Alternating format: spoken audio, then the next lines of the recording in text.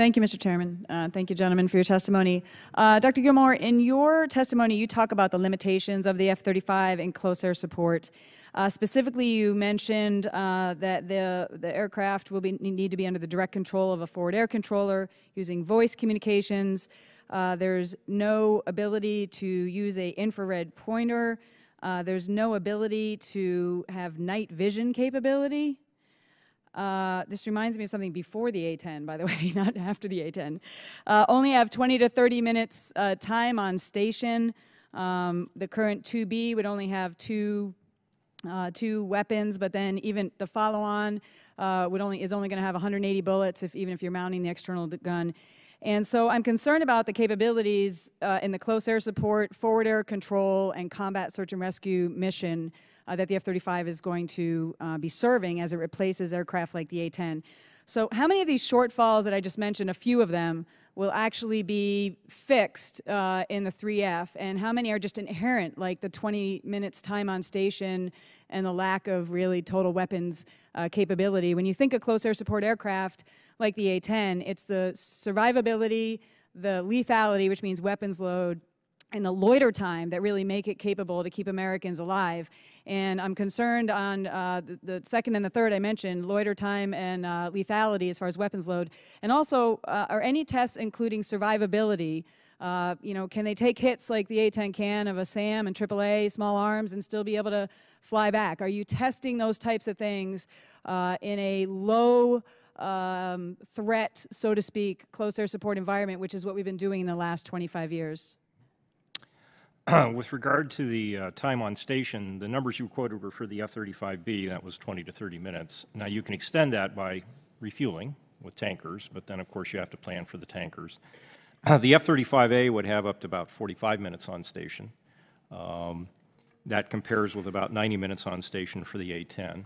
And that's something that will, that's a limitation that will persist because of the, the engine and other aspects, aerodynamic aspects of the aircraft. With regard to some of the other limitations that are discussed in my testimony, like, for example, the deficiencies in the digital communications, there are problems with the 9-line message. Not all elements of it are accurate at this point. It doesn't work correctly.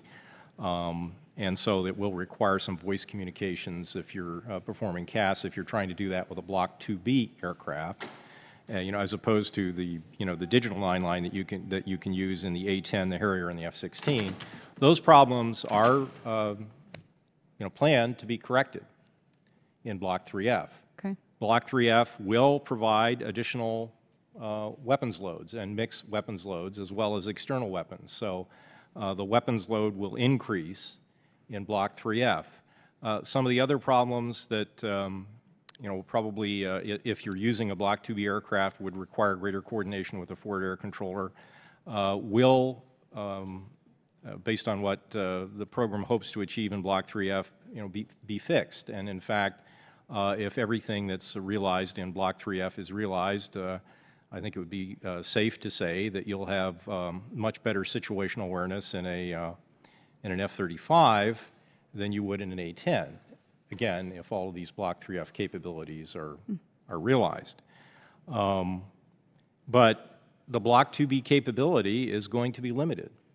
Great. And the survivability piece, I mean, are you evaluating its ability to take small arms, AAA, SAM hits, and still be able to fly yes, back? my annual report describes some of the testing that has been done.